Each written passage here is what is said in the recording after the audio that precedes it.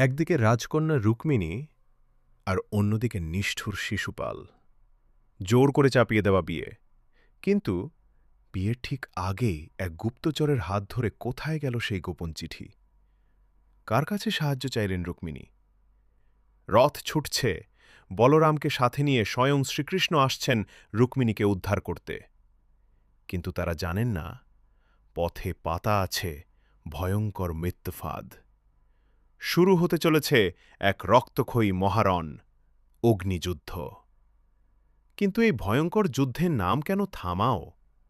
শ্রীকৃষ্ণের সুদর্শন চক্রের সামনে কে বাঁচাল রুক্মির প্রাণ? কে থামাল এই ধ্বংসলীলা? সব প্রশ্নের উত্তর পেতে আর আমাদের নিজস্ব শিল্পীদের দুর্ধর্ষ অভিনয় নিজ চোখে দেখতে